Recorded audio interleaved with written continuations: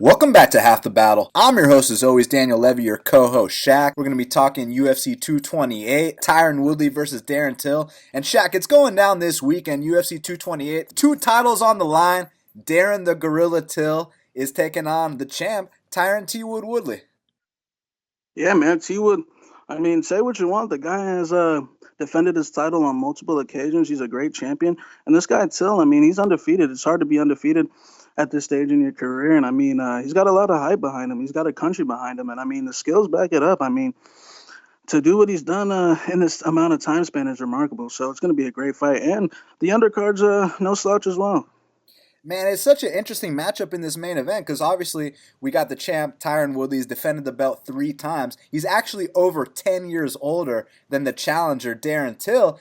And with Till, one doesn't simply win a decision against Wonderboy Thompson. That's exactly what he did his last fight. So now I'm very intrigued to see what happens when the number one contender takes on the reigning defending champion. This is it's a big fight, man, because this could change the landscape at welterweight. I mean, we do have some young guys coming in. You know, Till kind of represents the new group coming in, the Colbys, the Usmans, the Ponzes of that nature. And then T Wood's still, you know, the remainder of that old era from the Robbies, the Condits, the Koscheck's, the Ellenbergers, you know. So it could be a passing of the guard.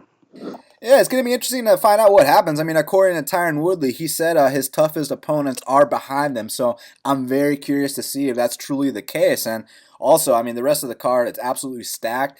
But more importantly than that, we got a big announcement to make because tomorrow is Thursday. It's the first game of the NFL season. And now at bestfightpicks.com, we're exclusively offering Kyle Marley's NFL selections for the entire season. So now you get to tell one of the best handicappers in the entire industry, the guy that DraftKings fly out on the regular to all their events, the guy who's making multiple fives on the reg, and now his NFL selections are available exclusively at bestfightpicks.com, Shaq. Yeah, we know everyone loves a good NFL action, and I mean, we got the perfect guy to get that job done for you. So, you know, it's time to sign up, and everyone enjoys a good fashion knock on that gridiron on a Thursday and a Sunday night. So, let's get it going. Thursday, Sunday, Monday, plus Saturday for UFC. All I know is this weekend is going to be a big one. But let's get right down to business, Shaq, because in the welterweight division, kicking things off, we got Geoff Neal. He's minus 175. The comeback on Frank Camacho is plus 155. So on paper, Frank Camacho is 3 for 3 with the fight of the night bonuses, looking to make it 4 for 4. But the reality here is that in that Damian Brown fight, he actually did miss weight, so he wasn't able to get the bonus. And it's interesting because I've seen a lot of these fights where it's fight of the night, but one guy misses weight, so the other guy gets to take home 100K. You know they did my boy Damian Brown dirty. They didn't give him the 100K. They only gave him 50. But that being said, Shaq, I got to know who you got between Geoff Neal and Frank Camacho. Man, it's a great matchup to open the card. I mean, because the way I see it, I see two guys that like to slug, and to open up the card, that's going to be pretty legit. So, you know, I think Neal's a legit prospect. He's out of Texas, out of that up-and-coming gym, Fortis MMA. He's a big power in his hands, southpaw. He's even showed in his last fight he's got some ground game as well. And I mean, you know, lately, I mean, this guy touches people and they just fall, Dan. So, you know, it's going to be really interesting. You know, he's got a loss to Kevin Holland, who he saw fight Thiago Majeda back on the local scene. And, you know, that was up a weight class. And, I mean, Neal was winning that fight, but, you know, he ended up gassing out. But we know Kevin Holland's a 6'3", 6'4", athletic specimen. And that's not what Frank Camacho is. But this guy, Geoff Neal, I mean, his wrestling's good. His hands are good. I mean, the guy likes to get right down to business, man. But, you know, most of his fights that we have seen are fairly quick. You know, Camacho, I definitely think is a perfect step up in competition, you know. I think Camacho's more of the exciting fighter in terms of, as we said, you know, he's gotten a bonus on all of his fights, or should have gotten a bonus on all of his fights. And, I mean, but will that translate to wins? You know, it really in my opinion, not so much. I think he is going to, you know, translate to be a 500 fighter or one below, which is what he is right now. But, I mean, the guy on the given day, I mean, he can hang in there with the Lees and the Drew Dobers, and those guys are, you know, the upper echelon in this division. So this is a step up in competition for Neal. But, I mean, Camacho, I mean, he's solid. He's got big power in his hands. He's got those nice trip takedowns. He hits that trip on everyone. But seems like this guy could be in better shape, man. He always hits a wall somewhere in that second round, that fatigue state, where he just plots his feet and just starts, squaring his stance and throwing bombs. And it's easily, as we saw, after Lee weathered that storm, he was able to just pick him apart.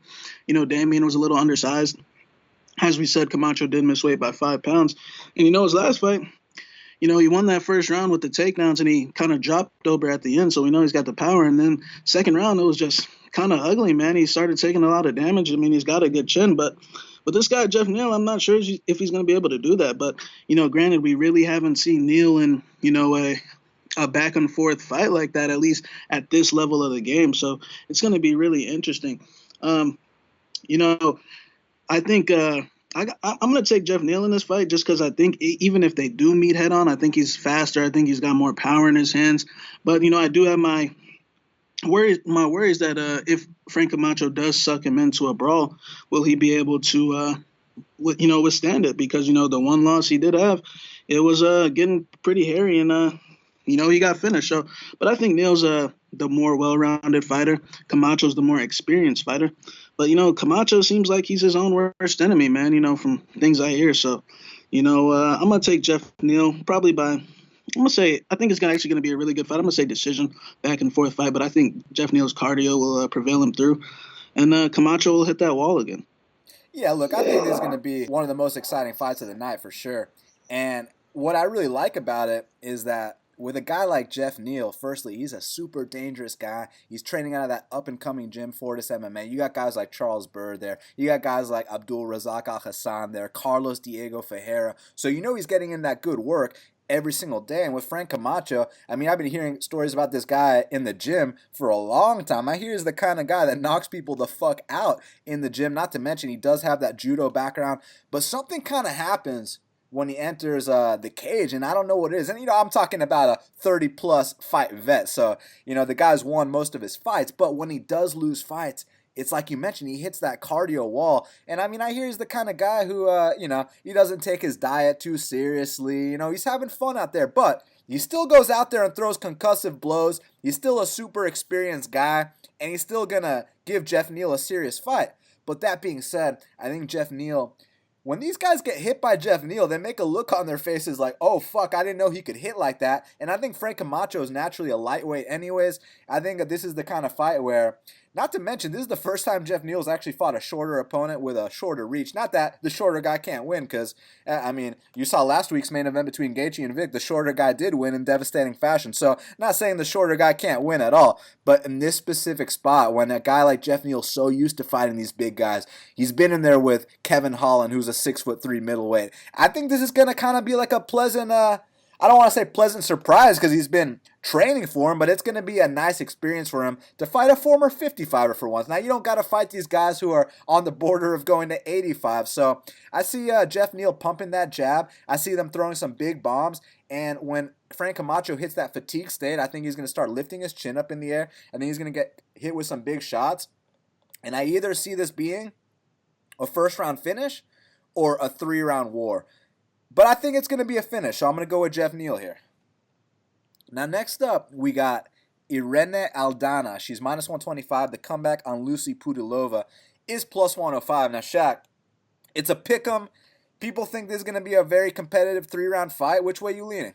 Yeah, Lucie and Irene, it's going to be a great fight. I mean, we got, Lucie's got that European style movement, kind of similar to my boy Jack the Joker down there in Sweden. The lateral movement, the stiff jab, and the, step off to the left, step off to the right. And she's fighting Irene, who's got that, flat-footed Mexican boxing style. But with that flat-footed style, they definitely have more sting in their shots. And, Irene and, her teammate Grasso, they had a lot of hype coming into the UFC, but they definitely haven't lived up to that hype, That's why I think they build them up to be, people that they really weren't. But I still think Irene is a solid fighter. I do think she's making, small improvements fight to fight.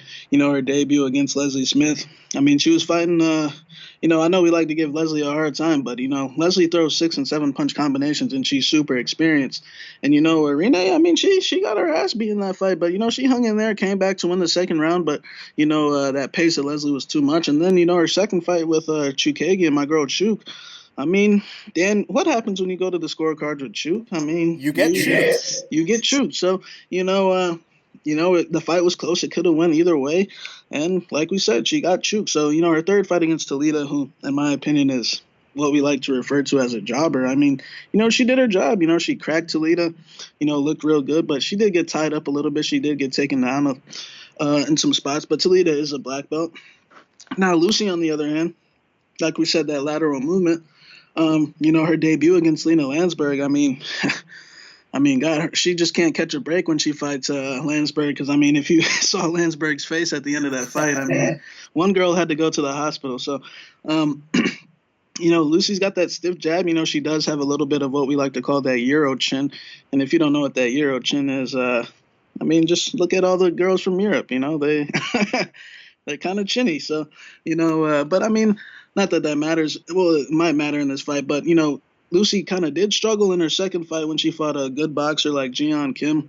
Jeon Kim kind of touched her up in that second round, but I like that adjustment she made. She went to the tie-up. She went to the clinch, which lets me know, Lucie can, come through adversity. She can make adjustments in the middle of the fight and, scrape fights out. I think as far as they match up, I think Irene does have, a slight edge in the hand department, but I feel like Irene loses focus from time to time, man. I feel like, not saying that she's not tough, but I just feel like, sometimes she necessarily can't come back from adversity, it's a little interesting. I feel like this fight's going to play out real close. I feel like it's going to come down to the wire. I feel like Lucie has a slight edge on the mat, in the clinch. And I feel like she can possibly, scrape it out. But I definitely see this fight being a type of split decision type of fight where, one side's going to be really upset. But I kind of favor Lucie Pudilova in this one. It's unfortunate she couldn't find my girl Aspen because we know those girls have been talking mad shit back and forth. But, this fight's real 50-50 in my opinion. I could definitely see Irene landing the harder shots. But, if Lucie uses that clinch, I think she could kind of kill clock, kill time and just scrape out a decision. So I'm going to take Lucie. Yeah, it's going to be a very, very interesting and competitive matchup. I think the thing with Lucie Pudilova that I really like, and I even mentioned this on the last breakdown of one of her fights, is that she kind of reminds me of a young Joanna Jędrzejczyk, and I actually heard some people use that reference now on this week's breakdown, which is kind of interesting. You'll go back and listen to my breakdown of Lucie's last fight if you want to know who made that comparison first. But look, I like the fact you mentioned the lateral movement. Obviously, that's on point, but she pops that jab. And, if we're going to compare her to Joanna, we got to mention that, yeah, she does have that volume striking, but she's also a bit of a slow starter, just like Joanna. So the first round or so, she's definitely going to eat some shots because we know Irene Aldana comes out there with that boxing style, kind of more of a volume style, less power. And I also think that Irene Aldana might be the bigger fighter in there. I think she's going to have a bit of a size advantage. But that being said, man, Lucie Pudilova is one of these chicks that she's really taking the effort to improve all areas of her game, not just in the fighting realm, but also in the English realm. She's trying her hardest to learn English. She's being marketable on social media. So she knows exactly what she's doing here. And I know that to some people that might not have anything to do with the fight, but to me it does because it shows the incentive that she wants to get better in all areas. And then you see her last fight against a quote-unquote submission specialist. Hey, that girl tapped out Ashley Evans-Smith in the first round, right? So you see her against a submission specialist. She went into the girl's guard, and she survived all the attempts. So that to me shows me that Lucie Pudilova is well-rounded. She can overcome adversity. She's tough as hell, and I guarantee you she's knocked dudes out in the gym before in sparring. So while I do think that Irene is the bigger fighter and might have slightly more volume on the feet, I think that the toughness goes to Lucie Pudilova, and I'll also favor her to get the victory here. Now, next up in the flyweight division, we got Jared Brooks. He's minus 335. The comeback on Roberto Sanchez is plus 275. Now, Shaq, this is such a different matchup than Roberto Sanchez versus Ryan Benoit. It's a night and day matchup. And, Jared Brooks, he's the kind of guy that, it's interesting. He's so dominant in all of his UFC fights. He's 1-2 in the UFC. He's the best sub-500 fighter I've ever seen in my life. He took down Davison Figueiredo like 8 times. He was dominating Shorty Torres until he knocked himself out. So what I got to know here, man, is he going to dominate this fight and find a way to lose, or is he going to not lose his mind and actually go out here and get his arm raised? Yeah, man, like you said, Jared Brooks, in my opinion, I feel like he's got all the skills to be a player in this division. We know his wrestling credentials, a world-class wrestler. Like you said, he dumped Davison on his head about 8 times. But, it was that lay and pray strategy, and you know where they were. They were in Weasel country down there, they were in Bellums. So, Davison already had that decision won before they even stepped in the cage. My boy But Jeremy was judging that fight. you know what I'm saying? So it's really interesting. But yeah, I think this fight is all his, man. I think Roberto's a specialist. He's definitely a Draculino black belt. He's serious on that mat. But I definitely feel like his previous matchup was a lot better for him against Benoit. I thought he was actually going to submit Benoit. So, as far as this fight goes, I mean, the reason why Brooks is 1-2, man, I'm not gonna say I don't like his personality because I think he's a great guy, but I mean this guy is a strawweight. He might have a little bit of what we like to call little man syndrome, man. The slamming's cool and all, but like, can't we just get regular takedowns? Do you just have to slam them? I mean, like, I guess he just has to make a point and pick guys up in the air and run into the middle of the cage like Matt Hughes. So but I do think this is going to be an easy contest for him. Roberto, he's a jiu-jitsu guy. If they can't get their jiu-jitsu game going, they generally look for a way out. So as we saw when he fought Bopo Joe, the second they got back up, I mean, what happened then? The first punch floored him and he got choked out. So I got Jared Brooks in this all day, barring he doesn't make any severe mental mistakes. Like I said, the guy, I mean, just look at his tweets. The guy's he's pretty interesting. So, but I do think this is going to be an easy contest for him, and hopefully he gets back on track because I really think the guy has all the skills to be a player at 125.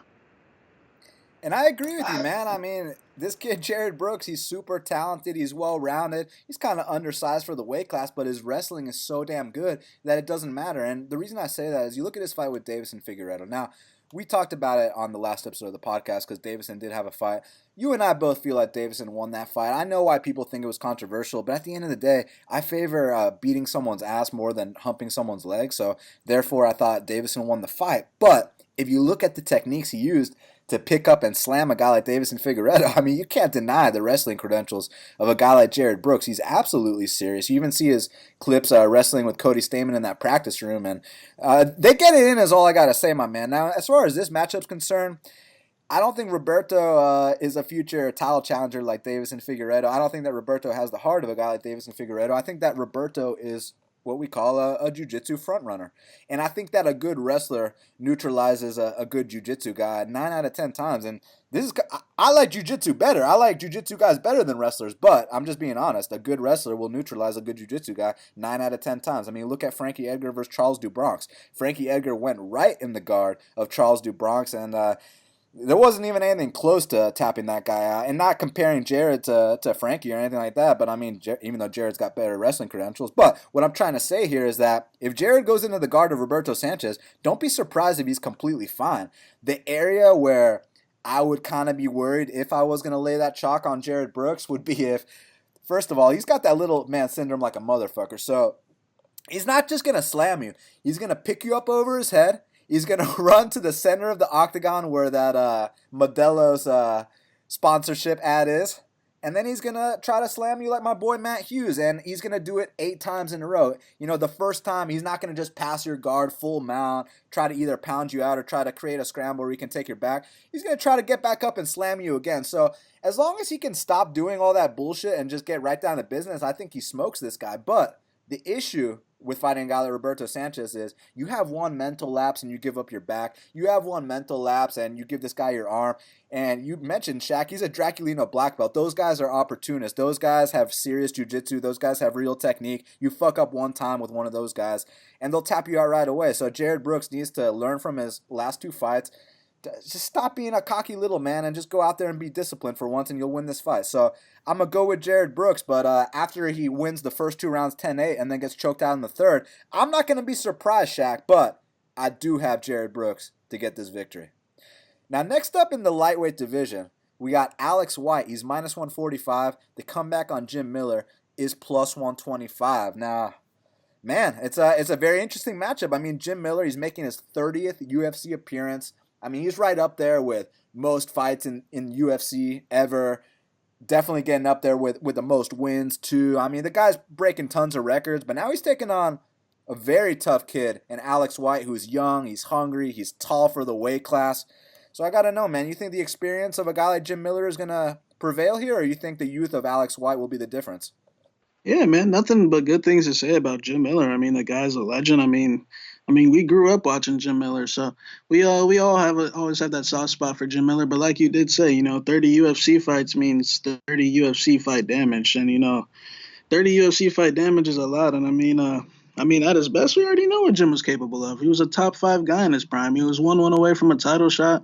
I mean, I remember those days of him fucking up my boy Prince of Persia, Kamal Shalarus, the Charles Oliveira win. But I think Father Time has caught up with him. As far as Alex White goes, I know his record's ugly.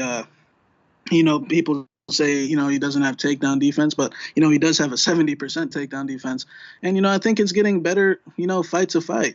I think Jim's more of a in the middle of the middle of the cage type of wrestler, and Alex generally gets taken down on that fence against guys like Tony Martin and James Krause, who are 6 foot and fighting at 170 these days, guys that have to kill themselves to make 155. And I really think Jim's going to be outsized here. I wouldn't be shocked if he got a takedown early, but I think Jim Miller's in that state where he's just deteriorating fast, and after big actions he's completely gassed. And that 3-fight span he had against Poirier, Anthony Pettis, and Trinaldo, I mean, that was a lot of head trauma to the dome. I can't remember the exact amount of strikes he ate combined in those fights, but it was bad. And then, Hooker finally was able to put him down. So, I see something similar happen. I see not a slow first round, but I do see Jim Miller gassing out somewhere in the middle of that first round, middle of the first round to the end of the first round.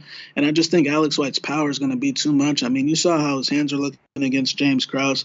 You saw what he did, how when he retired Mitch Clark down there in Canada. So, I'm really confident in Alex. I think he's going to get a second round knockout. And, Jim Miller, props to him, man. The guy's a legend.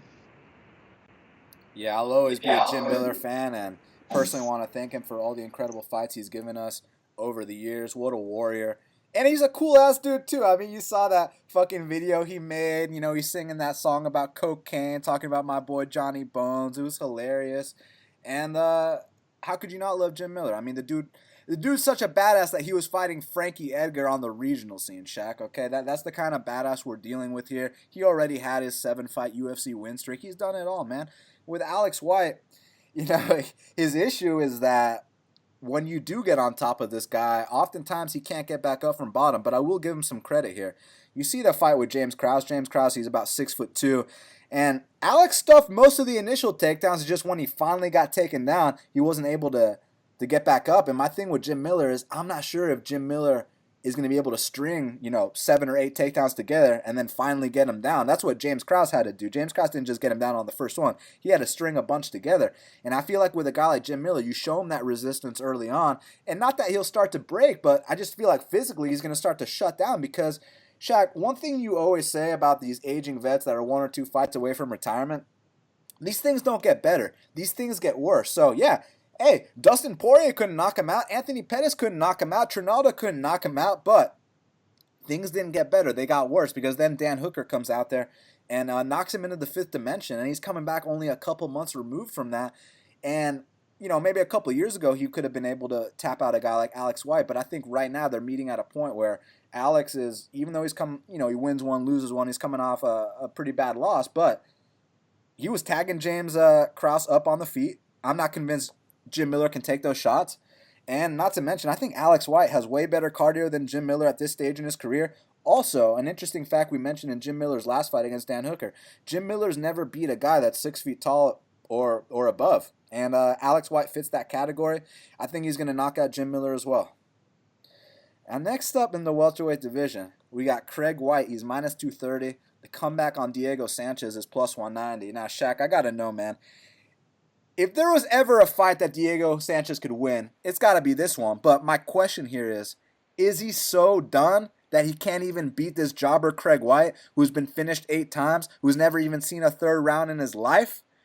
Or is this going to be another sad moment where you think Craig White's going to accidentally knock him the fuck out? Yeah, I mean, Craig White is what we like to refer to as, a jobber. He's a grade A jobber in that too. So, I mean, Diego Sanchez, I know he's got more. I mean, if you watch Craig White's fights on the local scene, I mean, some of the shit he does is astonishing. I mean, the flopping to his back, the eating a couple ground and pound shots and, going down. I mean, but, he does have physical tools. And this fight is at welterweight, not 55. So Craig White's 6'2", 170, probably cutting a lot of weight. Diego, I mean, he's been having these big weight fluctuations over the years, 45, 55, 70. I know he got that win over Marcin. I actually predicted him getting that win over Marcin. And, that was, 2016, and, he's taken 2 canvas snaps. And, I mean, the last one really let me know that, the end's been near. But, he's shooting for single legs, and, his face is, hitting the floor after he's done shooting for him, I just don't. I think the guy mentally wants to be there. I know he wants it in his heart, but I just don't know if physically, if this is what Diego should be doing. Craig White. I think Craig White sucks. I think he's a joke, but it might be a case where his physical tools just accidentally knock Diego out. I mean, I feel like Diego's gonna have to take a big step in to touch Craig White. Diego's like what, 5'6", 5'7", somewhere in that range. I mean, he's listed at 5'9", 5'10", but between you and me, he's 5'6" or 5'7". He's 5'7", but it's I think he's gonna have to take a big step in and touch Craig White. I do agree. If he was ever gonna win a fight, it might be this one, but I just don't think physically he can, withstand what it takes to be in that octagon for 15 minutes. But I think the line's way off. I don't think Craig White should ever be, this high of a favorite in a fist fight in the UFC. But like I said, he's way taller, way longer. I have seen him in little spurts knock a few guys out here and there, and, some of the guys he lost to would probably beat Diego as well. Not that that matters, but, I'll take Craig White by knockout somewhere first or second round. Man, the thing about this fight, we talk about how Craig White is 6'2". I didn't know they stacked shit that high, Shaq. You know what I'm saying, man? The guy is absolute garbage, and we talk about his game, and when I talk about guys that are going to beat Diego Sanchez, I'm looking at an Ally Quinta who can knock him the fuck out. I'm looking at a Matt Brown who can knock him the fuck out. When you talk about a guy like Craig White, what's his best asset? His best asset is triangles off his back. So that actually kind of favors Diego Sanchez a little bit. If Diego can get on top of this guy, I do see him smashing Craig White. However, on the feet, not that Craig White's got some great stand-up, because he absolutely doesn't, but Diego Sanchez's chin is at that point where, you could literally flick this guy. You could throw a paper ball at this guy and knock him the fuck out. You know what I'm saying, Shaq? This guy, Craig White, can close his eyes and throw that Lee left high kick and probably knock Diego out. He's that diminished. So it's really sad to see. But when we talked about Jake Ellenberger last week and how he's completely done, we're not just talking physically, we're talking mentally too. With Diego, it's only physically, because I think mentally, he still wants to be there. He still wants to break these guys. He's still a tough guy. But you got to listen to your body sometimes. And I understand why Craig White's favored. A young 6'2" guy over Diego is completely done. But what you got to understand about this young 6'2" guy is he's been finished 8 times. He's never even seen the third round in a professional fight. He's the kind of guy that flops to his back out of nowhere. And he does the dumbest shit you've ever seen in your life. So what I was thinking, man, was, maybe Sean Shelby was thinking to himself, Diego's this legend. He's been with us since Tough 1. He actually won the first Ultimate Fighter. He's fought BJ Penn for the belt. He's done all these things. He even fought fucking Nick Diaz back in the day. If we want to bring in one guy that's going to potentially lose to Diego Sanchez, we got to create the worst guy on the roster. He's got to have a shitty chin. He's got to have shitty takedown defense. He's got to not have experience going the full 3-round distance. He's got to have bad cardio. And he's got to just suck. And I think all those things fit the description of Craig White. I think he's absolute trash. But that being said, Diego might be done to the point where it doesn't matter, where he will lose to this scrub. And that would be super sad to see. But that being said, I think that Craig White actually feels the moment a little bit. I think he's probably a Diego fanboy. I think he finds a way to lose. I think he finds a way to flop to his back. And from there, I think Diego gets on top of him and pounds him out. So I'm actually going to go with Diego Sanchez to actually win a fight in 2018, and I hope he retires after this, my man. But if he doesn't, we will be looking to fade him soon, but not against this fucking scrub Craig White.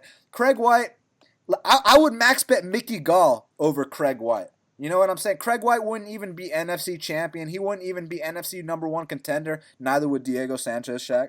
But I'm just saying, Craig White is absolute trash. So I'm going to go with Diego, but be very careful because Diego, obviously, he's completely shot. At least he wants it though, but he's done.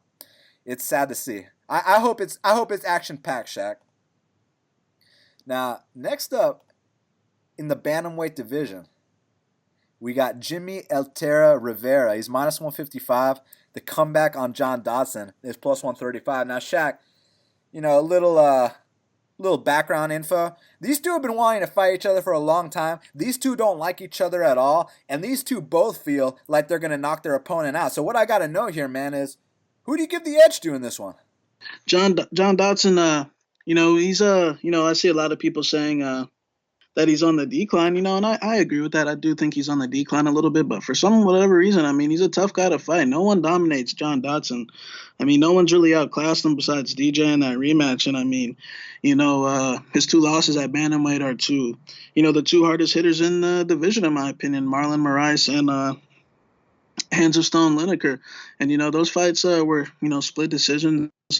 I definitely think he lost both of them, but I feel like that's the game plan to beat Dodson. You have to walk him down consistently. Your chin has to hold up because we know that he likes to land these slick counter shots. And I mean, he drops guys when they least expect it. And Dodson's an interesting guy because, I feel like he's one of those guys that only does what he needs to do to win. When he fights Wineland, he's got Wineland's distance on point. He's got Pedro's distance on points. And he's going to, just point fight because he knows those guys can't compete with him in the speed department. And he's just going to, tip and run those guys. But, I feel like he can open up a little bit. I mean, he generates a lot of power. And, Jimmie, on the other hand, Jimmie was on an incredible run. I mean, we used to bet Jimmie every fight. But, although we were winning those bets, I mean, it'd be lying if we are saying there wasn't red flags in all those fights. The Pedro fight, he wobbled about two or three times, got hit behind the ear shots. The Yuri fight, he got dropped. The Faber fight was great. And then, the Thomas fight was the real red flag where, although he did beat Thomas Almeida, he was getting real tired. He's real flat-footed, looking at low power shots. And, it's going to be a really interesting matchup, man. I feel like it's going to come down to who wobbles less, who doesn't get dropped. I feel like both guys are going to land flush shots. I actually do expect to see a better Dodson just because, like you said, I know he really doesn't like Jimmie Rivera. And, I mean, I don't want to say Jimmie's time's up, but, I mean, now that chin has been touched, and I do think Dodson has the better chin. I also think Dodson has the better cardio between the two. I definitely think Jimmie probably has more power in his hands, but like I said, you have to walk Dodson down. You have to put fear in him enough to not do enough, make him not pull the trigger enough because most of the time he loses by these close, narrow split decisions. So, in fact, I'm actually going to favor John Dodson in this one. I think it's going to come down to the wire. It's going to be a close split decision type of fight, but I think he's going to wobble less. But I wouldn't be shocked if he also didn't do enough. But I think Jimmie's more of a, stand your ground, trade in the pocket type of guy. Guys generally come to him. Dodson doesn't really play that game. Dodson makes guys come to him. So, I don't know if Jimmie's going to hold up. I definitely think he's going to get dropped at some point. And like I said, I think Dodson's got the better chin. But, it's a 50-50 fight in my opinion. I think that it should be a pick 'em, but I'm going to take John Dodson. Man, such a great fight. And I feel like Jimmie Rivera, you're right. He is trying to land the harder shots over the 3-round period. And he might do that here. And I've been talking to some people that I respect about this matchup, and a lot of them are favoring Dodson because he's the more mobile guy. Jimmie's super flat-footed, and Jimmie's obviously a bit chinny. But the way I see this fight going down, man, I feel like John Dodson is going to run around the ring, do what he has to do, try to avoid the fight like he always does. And with Jimmie, I feel like Jimmie's not the kind of guy that rushes things. I feel like he's not an impatient guy. I just feel like when he's gotten in trouble, it's been because, that chin is, that chin ain't the best. But what I see happening here, man, is I see Jimmie Rivera taking the center of that octagon. He's going to be a little bit flat-footed.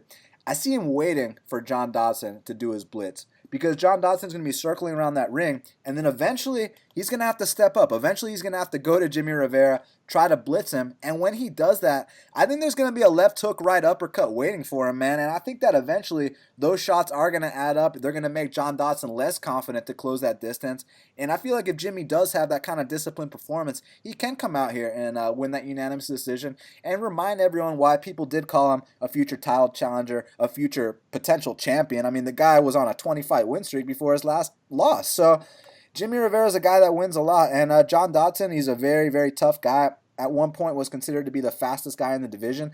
He's still fast as fuck. He's still faster than most, but I definitely think he's slowed down a tad bit. And while his chin is better than Jimmie Rivera, I have noticed Dodson has gotten a little bit more rocked in fights than he might have in the past. But then again, when you're fighting guys like Marlon Moraes and Pedro Munoz, those guys hit like trucks. So I completely understand, getting rocked by them. And we won't talk about how John Dodson tapped out against Marlon Moraes at the end of the third round to that guillotine, because many people would tap out to that Marlon Moraes guillotine. But between you and me, John Dodson got tapped out with that guillotine. It is what it is. Hey, so both guys got finished by Marlon Moraes. But that being said, I feel like John Dodson is going to have to commit here to that blitz, and when he does, I think he's going to get countered with the big left hook, with the big right uppercut, with the big 2-3-2, with the right body kick. I actually see Jimmie Rivera, despite probably being the slower guy, I see him landing the harder shots against Dodson and getting this unanimous decision victory. Now, next up in the middleweight division, we got Charles Byrd. He's minus 225. The comeback on Darren Stewart is plus 185. Now, Shaq, you got one of the smallest middleweights in Charles Byrd. He's a big favorite here. He's taking on Darren Stewart, who's one of the bigger middleweights. But as you know, size doesn't always determine the winner. Matt Serra did knock out GSP, so I got to know, man, who you favoring here? Yeah, Darren Stewart was on that bad skid before his last fight. I actually thought he made, significant improvements against Eric Spicely in his last fight. He showed some killer instinct, the fights previous to that. I mean, he kind of hit that wall, man. I know he was in there with guys like like Julian Marquez and Bahozo. Bahozo, even though, Bahozo is a job. By the way, Bahozo's #1 in the PFL heavyweight tournament right now. But Bahozo's a tough guy to fight. He doesn't really engage. He's a weasel. He's a product of that weasel country down there. But Charles Byrd, like you said, he's a very undersized middleweight. I kind of do question his level of opponents that he's been fighting. On the Contender Series, I thought he fought 3 jobbers, or 2 jobbers, and then his last fight against that, that guy from that what's that camp name again? That fraud camp. Who'd he beat again? Oh, I know who you're talking about. Are you talking about the camp where their coach is a best-selling author? Yeah, the businessman. I definitely think he hasn't really fought anybody, to anyone formidable to date. I definitely think Stewart has a size advantage in this fight. And, this could be a case of, I've been seeing a lot lately, these guys like, Will Brooks or Jessica Ai or, I could probably think of some more, but they're on a bad skid, and they get one win, and then they kind of ride with it. They kind of put at least 2 to 3 wins together. So I'm actually take Stewart for the upset. I think he does have his confidence back. I think Byrd's gonna come out real strong. And don't get me wrong, Byrd's a very well-rounded fighter. He likes to mix in takedowns, but I think if Stewart does have his confidence, I think Stewart can stuff those takedowns, and I think he can put fist to Byrd's face. And like you said, I feel like Byrd's more suitable at welterweight, but he's choosing to fight at 185. But I think the line's a bit off, man. I think Stewart has physical tools. He just would hit that wall, man. So, I'm thinking he's got his confidence back. I think he believes in himself a little bit more. I think he trusts himself a little bit more, the people around him. So I'm going to take Stewart for an upset. I'm actually set by TKO in the second round.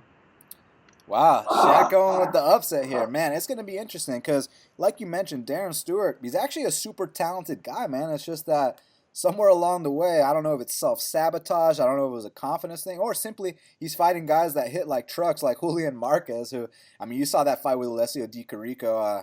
Julian Marquez is a powerhouse, man, so I can understand, getting finished by guys like that. But that being said, you can't just get finished every single UFC fight. You got to come in there and win and keep your job. And that's exactly what Darren Stewart did his last fight. Now, granted, he was still getting rocked by Eric Spicely. His chin is in question. His cardio is in question. But one thing that's not in question, Shaq, his knockout power, his size for the weight class. I mean, the guy's a true middleweight, and he hits like a truck. He can knock anyone out. So Charles Byrd's got to be super smart in here. And one thing I like about Charles Byrd, you mentioned, obviously, he's undersized for the weight class. He's definitely one of the smaller middleweights. But you know what? when the guy gets in bad situations, he scrambles out of them. And that's one difference between him and Darren Stewart. Usually with Darren Stewart, I feel like he's got to be controlling the entire fight to win. I feel like he's got to be the hammer. He doesn't do very good as the nail. Whereas Charles Byrd, you can put the guy in uncomfortable situations and he'll scramble out of them, get on top, and find a way to finish you. So I really respect that quality in Charles Byrd. But that being said, man, I feel like Charles Byrd's going to get Darren Stewart down maybe towards the end of the first round, beginning of the second round. And from there, when Darren Stewart starts to huff and puff and he has to scramble his way back up, that's where Charles Byrd can scramble, can transition, take the back, try to choke him out. And if he doesn't choke him out and Darren Stewart's able to survive, I feel like Darren Stewart's going to be huffing and puffing when it comes down to that third round. And then the size will actually be an advantage for Byrd because he's going to be the smaller, faster guy against a guy who's huffing and puffing. So I'm actually going to go with the favorite here, Charles Byrd. But I will say this. Darren Stewart's definitely a talented guy. He's very underrated because he did have that 3-fight losing streak. But when he puts his shit together, the guy's dangerous. He can knock anyone out. But that said, I think he takes a setback here. And we'll see what he does in his next fight. Now this one, I'm very excited about this, Shaq, because we got Aljamain, the Funk Master Sterling. He's minus 140. The comeback on Cody Stamann is plus 120.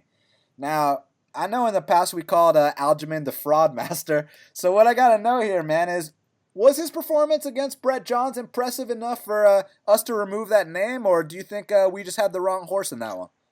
Yeah, I mean, I think he's a great fighter. I think he's definitely a top 10 fighter. He's long, he's athletic, he's, good on that mat. But, I think Cody Stamann is as well. I see a lot of people saying Cody Stamann lost his last fight to Caraway. I disagree. I favor the 4 minutes of, point fighting over the guillotine attempt in which Cody would have got out of anyway. So, it is what it is. It could have went either way. It went to Cody's way because, Cody is a consistent winner. But as far as this fight goes, Aljo, both guys been talking a lot. Aljo thinks he's going to get him down because, Caraway got him down. But personally, I feel like Caraway's top 2 or 3 grapplers in that division. I know Caraway doesn't look like the strongest guy. He looks like he's weak and scrawny, but I mean, not that it matters, but let's not forget what Caraway did to Aljamain, you know what I'm saying? I think Caraway's tie-ups are stronger. I think his overall grappling's a little bit better. Aljamain, he likes to, stay on the outside, use his length, use his kicks. And, Cody Stamann, I mean, the guy really doesn't have any major weaknesses in his game. I think Aljamain does have a major weakness in his game. I think it's his boxing on the in tight. I know he boxed Brett up a little bit, but, if you watch Brett's prior fights, I mean, Brett hits a wall every fight where he likes to shell up and eat a lot of punches. Cody Stamann doesn't have that in him. Now, I know first L time could be coming around the corner for sure, but I just think Cody Stamann's the better fighter. And I definitely think he can stuff the takedowns. He set a record for most stuffed takedowns in that Caraway fight, And they weren't half-hearted, in my opinion, at all. They were lightning fast shots, and he stuffed them all, man. So, I got Cody Stamann in this one. I think he is going to get on the inside. I think his boxing's night and day compared to Aljamain's boxing. And, I feel like when Aljamain gets hit on that chin, I think things change for him. I think he doesn't necessarily look for a way out, but I definitely think his confidence will diminish. I feel like this is a guy where, things have to be going perfect for him, And I know he's come back from adversity in fights like Renan Barão, but, Renan Barão's a faded Brazilian weasel. I mean, the guy has no cardio. It's a great win, of course, to have that name on your resume. But, Renan Barão is huffing and puffing. Cody Stamann doesn't huff and puff. I think Cody Stamann gets on the inside, touches Aljamain up, puts the fear in him. I definitely think he stuffs the takedowns. Aljamain's going to be real desperate, real panicky, starting to shoot from real far out. I kind of see it similar playing out to the Assunção fight, but I actually think Cody Stamann will be a little bit more willing to inflict a little bit more damage, and I think he's looking to make a statement. So I'm actually take Cody Stamann by second or third round knockout. Man, it's such an interesting fight because when it was first announced, I was actually leaning towards Aljamain's way, man. I was saying that, Aljamain turned this corner and he's finally putting it together, and I felt like Cody might have needed to take that first L, but then you sit back and you watch their last few fights, and I gotta tell you what, man, I'm super impressed with this kid Cody Stamann. You watch that Brian Caraway fight. Let's talk about that takedown defense. I mean, that was like some old school BJ Penn shit. Caraway literally lifted Cody Stamann's leg above his head. Stamann was balancing on one leg and he didn't get taken down. That to me right there is serious takedown defense. That's some Jose Aldo shit, my man. And if Cody can carry that into this fight, it's going to aid him a long way. And also, not to mention, he trains with a guy like Jared Brooks on the mats every single day, so you know that his wrestling defense is on par. The thing with the Fraudmaster Sterling is, I know he's gotten a little bit more comfortable his last fight against Brett Johns, and he was able to go out there and win that decision. And at the time, we thought Johns was going to win, so the fact that Sterling won, you might think to yourself, oh, Sterling got so much better, this and that. But the reality here is that the Pikey was a fraud all along, man. We didn't know Brett Johns was a fraud. You know what I'm saying, man? And much respect to Brett Johns. He got the BetSafe sponsorship. He's got a country behind him, but we know what that ceiling is, man. So, and Aljamain exposed it.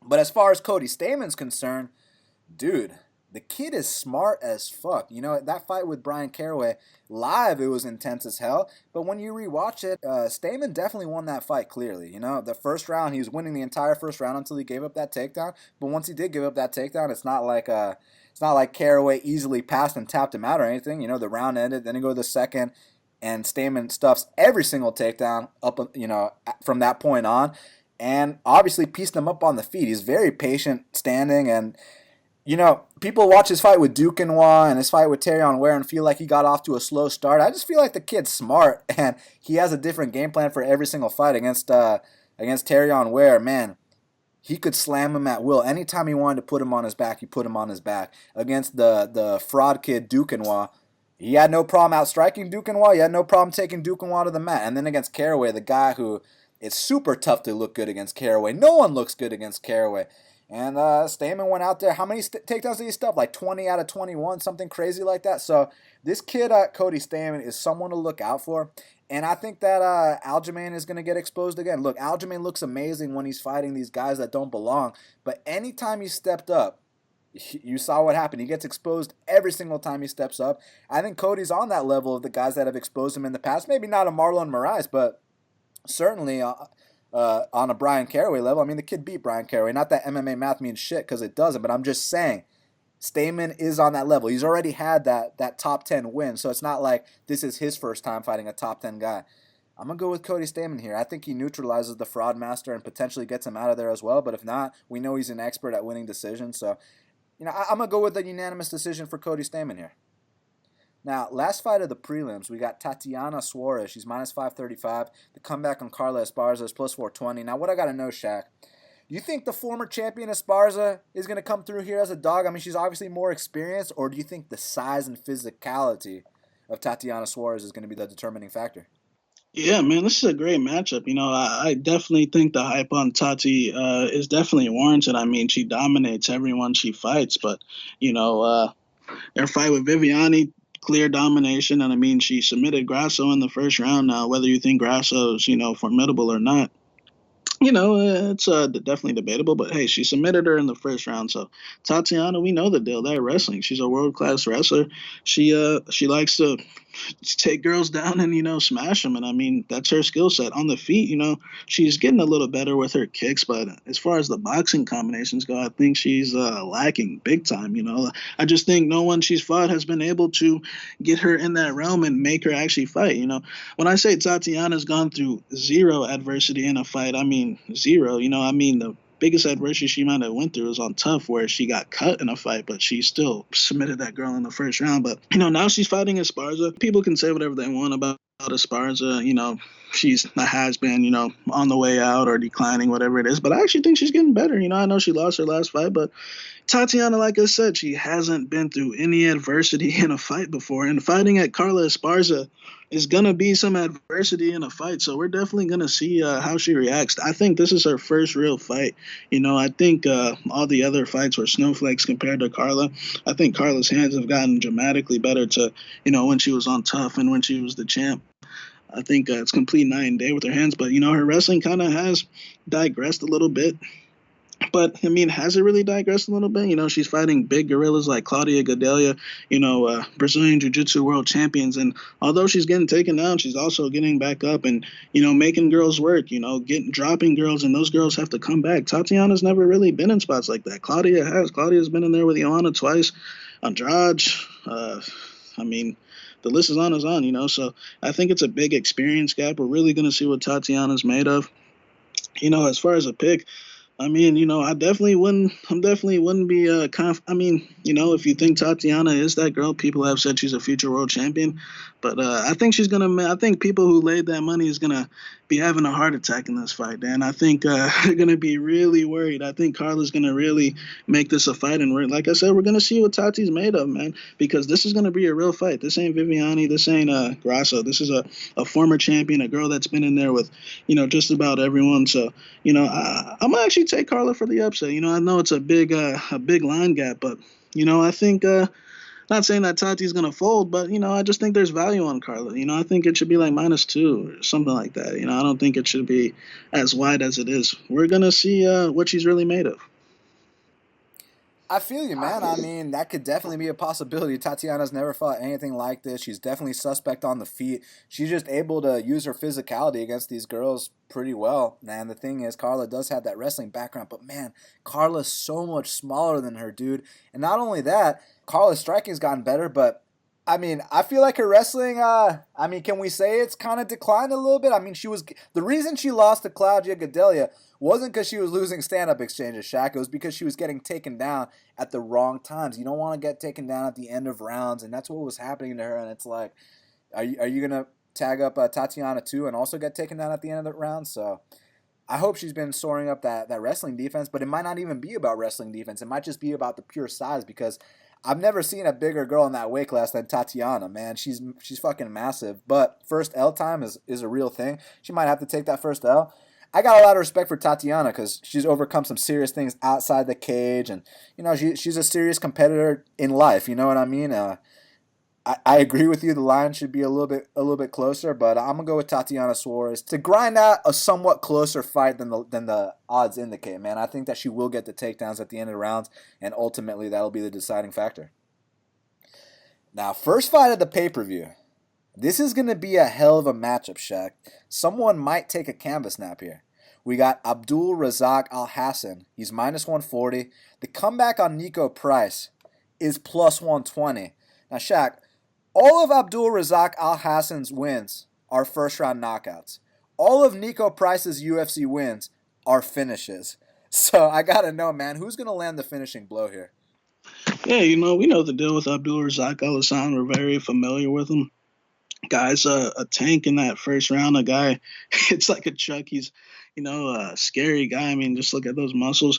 But Niko Price. I mean, the guy gets counted out in pretty much every fight, and I mean, he defies the odds. The guy's a master of war. I mean, just look at him. He's an elite scarecrow. You watch him on tape, and you think, this is going to be an easy fight. But when you get in there, he falls into that category. You watch him on tape, you think he sucks, but when you get in there, things are a little bit different. He's got a way of making things look a lot closer than what they really are in terms of the athleticism department. Because I mean, everyone he's fought, you think they're, besides Sullivan at least, you think they're a lot more athletic than him. They're better than him, and he ends up knocking them the fuck out. So it's going to be real interesting. Razak, I feel like he's a great fighter, but I feel like he's a one-dimensional fighter. It's either take your head off, and if he does that, congrats. And if he doesn't, then he's most likely, a little bit too predictable. I definitely thought he looked a little bit better in his last fight. But for the most part, it's just simple bombs, jab, overhand. But they're serious bombs. But I definitely think there's a time limit on when he can, be his most effectiveness. I think after that first round, he definitely will slow down. That first Sabah Hamasi fight, which I did catch a max bet on, it was ugly, man. I mean, it's pretty simple. He just wants to take your head off. There's really not too much facets to his game. And, the second one, he was able to get Sabah out. But, Sabah is what we like to refer to as a jobber. I mean, if you look at Niko Price's resume, not that it matters, but the guy's got wins over Morono, Juban, who else? Sullivan, Randy Brown. Definitely being a higher level of competition. And I kind of see something similar happen. I feel like Razak's going to come out guns blazing. But I think Niko's going to be prepared for that. I think that style is going to be easy to prepare for. I think Niko is well aware, like, this guy's going to try to take my head off. I need to weather the storm. I can either, wait till he overextends on that overhand right, drop down and duck under and take him down, or don't sleep on Niko's power because the guy, when he starts to turn up, I mean, he's scary. I mean, that finish to the Morono fight where he left Morono stiff, he left Juban stiff down there in Mexico, and now it's hashtag hammer fist from bottom. So, we saw what happened in that Randy Brown fight. The guy can generate power in weird places, and I think once he drags Razak into the depths of hell, I think he will knock Razak out as well. So I'm going to take Niko Price. Man, I didn't think the time would come when I'd pick against a guy like Abdul Razak Alhassan. I mean, he cashes 2 max bets in a row. Love this guy, serious knockout artist. But man, styles make fights, and I really feel like if Razak can't get Niko Price out of there in that first round, it's gonna be it's gonna be a hell of a night. Let's just put it that way, man. Because the thing about Niko Price is early on in his matchups, he's so hittable. So when a guy like Razak starts getting off early, he's probably going to empty his gas tank trying to get Niko Price out of there. And when he drops him one time and Niko gets back up, I know Razak's going to see that 50K bonus in his eyes, and he's going to literally empty out the tank trying to finish Niko Price. Now, if he finishes him, much respect. Razak is a scary knockout artist. He's a serious athlete. He's got a judo background that people don't know about. And he's also training at Fortis MMA with Charles Byrd and Geoff Neal. So in terms of sparring partners, he's getting the best work in that he's gotten in a while. But I feel like because of Niko's style, Razak is going to be more inclined to let it all go early in that first round, trying to get him out of there. And if he can't get him out of there, Niko's the last guy you want to be gassed out against. Niko's the last guy you want to be huffing and puffing against. Niko's the last guy you want to stall against. And I think that after Razak empties that load, I think Niko's going to get him out of there in the second or third round. So I'm going to go with Niko Price for the upset. Now, next up in the women's strawweight division, we got Jessica Andrade. She's minus 430. The comeback on Karolina Kowalkiewicz is plus 345. Now, you think my girl Karolina is going to get this upset, or you think Jessica Andrade is the rightful minus 430 favorite here? Yeah, man. Both of these girls are, former title challengers. Both are definitely top five. I definitely think there's a level, in terms of, I definitely think Rose and Joanna have separated themselves from that top two, and then right after that, you got the Andrades and the Carolinas of that nature. I guess you could put Tisha right after that, but I just think Andrade. To be honest, I really think she's basic. I mean, all she throws is hooks, and you can see him coming from a mile away. The thing is, these are 115-pound girls. I mean, Andrade is coming down from 35, in her previous run at 135. And, I mean, she was beating girls up at 135, now she's dropping those 20 pounds. And, I mean, with Andrade, it's basically like she can always bail herself out as she's moving forward because the sound of those shots in that division are going to make the crowd ooh and ah and, cringe because – I mean, those are devastating shots. Girls don't hit like that. Girls aren't as strong as that. I feel like even her wrestling is pretty much all strength. It's really not much technique. She's just grabbing singles and picking chicks up over the shoulder. And, as far as Karolina goes, I feel like she has some tools because, the weakness for Andrade is those straight shots and movement like Joanna did. I mean, she completely schooled her. And although Joanna did school Karolina as well, Karolina does have a little bit of that, but it's more of a poor man's version of Joanna. She does have the Euro-style movement. She does throw a little bit of straight shots, but the difference is Karolina's got some holes, man. She, firstly, on the feet, she likes to lift her chin up in the air. She continuously gets caught with overhand rights. We saw in her last fight she got wobbled in that third round. And, I mean, I just think the openings are going to be there for Andrade to bail herself out with power. I think Andrade doesn't really have anything to fear coming in. Where Karolina has the edges in that clinch. Karolina, man, in that clinch, she likes to, really fuck girls up with knees, and her knees are on point in that clinch. But I do think the size is going to matter here. I think Andrade is going to be able to just blitz her whenever she wants. I think she's going to be able to pick her up whenever she wants. I think Karolina is going to get off to a good start, but I think Andrade will. For a chick that muscular for that division, her cardio's on point, and I just think she's going to land the harder shots throughout the 3 rounds. Man, I really agree with you on this one, and I know someone's going to be like, oh, it's minus 450, of course he agrees. No, but look, the reality here is that, yeah, Jessica Andrade's technique is kind of ugly, and it's not, if she was a dude, she'd get capitalized on super easily, but in the chick world, in the chick division, that shit works like a charm because none of the girls are hitting with that kind of power. None of the girls are bringing that kind of intensity and ferocity to the cage. So she's gonna win most of these fights just by default because when they get hit by those shots, they've never felt power like that in their lives. So that being said, I feel like, Jessica's going to get off to a slow start like she tends to do. And, at first 2 minutes, you're going to be like, oh, wow, Karolina looks better than she's ever looked. But when Jessica finally commits to that blitz, she starts getting her John Lineker going. I think she's going to bruise the body of Karolina. I think she's going to make her face bleed. I think she's going to mix in the slams. And from there, it could be a 3-round beatdown, but also don't be surprised if Karolina gives up that back. I mean, you saw that stunt she pulled in Brazil against Claudia, so don't be surprised if something similar happens here. We have seen Jessica Andrade, tap out JoJo Calderwood in the first round. I know Karolina's on a different level. I'm just saying, don't be surprised if Karolina gives up that neck at some point in the fight. But most likely a decision. I just see Jessica Andrade landing the hardest shots throughout the 3-round period, minus the first 2 minutes of the fight where Karolina will do her best. Look, I'm rooting for Karolina. I mean, she cashed that plus 215 against Rose Namajunas in ATL. We were the only people that bet on her, so obviously I got a soft spot for her, and she's a super cool chick. But when it comes to picking the fights, obviously none of that shit matters, and I think Jessica is going to bulldoze through Karolina. So I wish my girl Karolina the best. Now, next up in the UFC featherweight division, we got Zabit Magomedsharipov. He's minus 1,200. The comeback on Brandon Davis is plus 775. Now, Shaq, let me ask you a question. If we were guaranteed that Zabit Magomedsharipov was not going to go for a takedown in this fight, do you think the line would still be where it is? Probably not, but he is going to go for a takedown. I think Davis is a great striker. I mean, I think he's a very slick striker. He kind of reminds me of Zaleski actually in there when he strikes. His movement, he's kind of slow, but when they get going, they definitely throw thunder. And but he's got a major weakness. Brandon Davis don't like that tie-up game. He don't like that wrestling game. He complains about it after every fight. He's one of those guys that say, "Oh, he tried to lay on my leg," and he's fine with that. So, I definitely think Zabit's the better striker still, of course.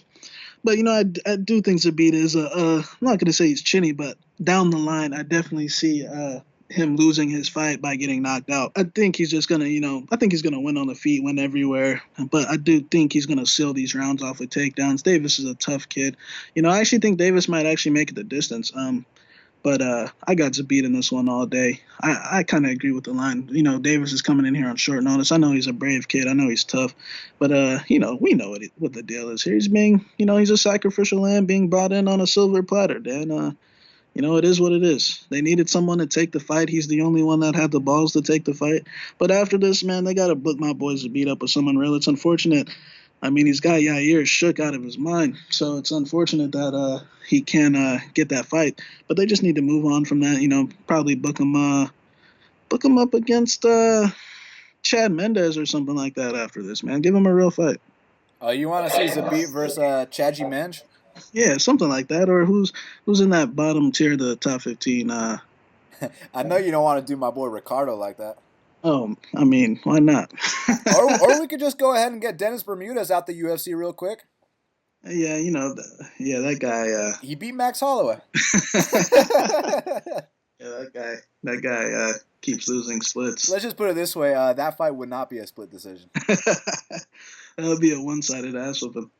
Yeah, so as far as his matchup's concerned, look, I respect Brandon Davis a lot. Like you mentioned, his stand-up is actually pretty slick. He's got a nice slip and rip game. His pairing is on point. It's just that he doesn't care. Yeah, I'm going to say he doesn't care to train his ground game. I'm sure he does train his ground game. It's just that's not what he naturally gravitates towards. He wants to stand and bang, and that's fine. I love stand-up guys, but it's like, dude, you got to be well-rounded in this game, and my boy Brandon Davis is from Atlanta, Georgia, and most guys from Atlanta can grapple. It's unfortunate that Brandon actually decided to go train with Jason Knight, who I respect Jason Knight too, very tough guy, but the deal with Jason Knight, they got zero takedown defense whatsoever. They'll drop someone, then go for an armbar, end up on their back, and lose the fight. So I wish Brandon Davis was back in the ATL working on that grappling, because then I feel like that would take his game to the next level. But we got to analyze what we're working with, and he's not in ATL. He's over there in wherever Jason Knight's from. Where's Jason Knight from again? Somewhere in those sticks in Mississippi. Mississippi. So it's like, dude, what are you doing over there in Mississippi? He's probably riding four-wheelers more than he's training his jiu-jitsu and wrestling. But that being said, man, I think Zabit most likely actually comes out here and tries to play it safe because no one knows who Brandon Davis is and this and that.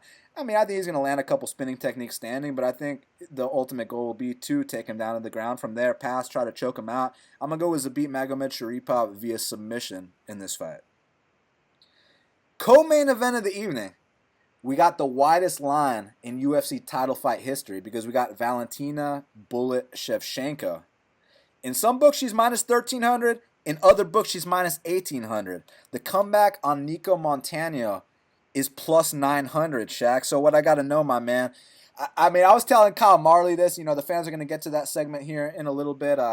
People are already making funeral arrangements for Niko Montano. I mean, do you think, do you give her a better chance than the odds indicate, or do you think this is going to be a lamb to the slaughter?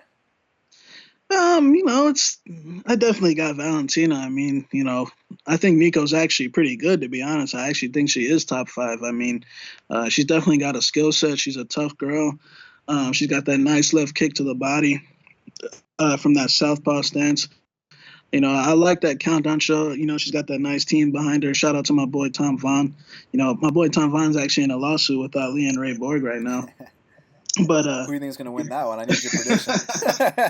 It's going to be interesting. But Niko's a great fighter. But like we said, when they were making that show, to give that winner of that show a belt, I mean, the way I looked at it, it was kind of a joke. I mean, and I mean that I don't mean it in a bad way or anything. It's just she's not ready for this yet. Valentina. I mean, we saw what she happened when she fought an inexperienced girl her last fight in Priscilla, and I actually think Priscilla's going to go on to win UFC fights. And you saw what she did to her. I mean, it was complete domination. I mean, first of all, let's talk about my boy Mario Yamasaki. That guy shouldn't be reffing any more fights. And I mean, I know they're in the jungle, but come on, bro. Like, he makes Goddard look like a fucking saint ref. Don't let her kill the girl, but like. It's really interesting because Valentina, a part of me feels like in these big moments she likes to play it super safe, but she in her heart it might not be a big moment. This ain't Amanda Nunes or Holly Holm or anything like that. But she does have the tendency sometimes to throw the same strikes over and over, but they're legit the same strikes over and over. They're precise and they get the job done. The check right hook, the spinning back fist, the teep.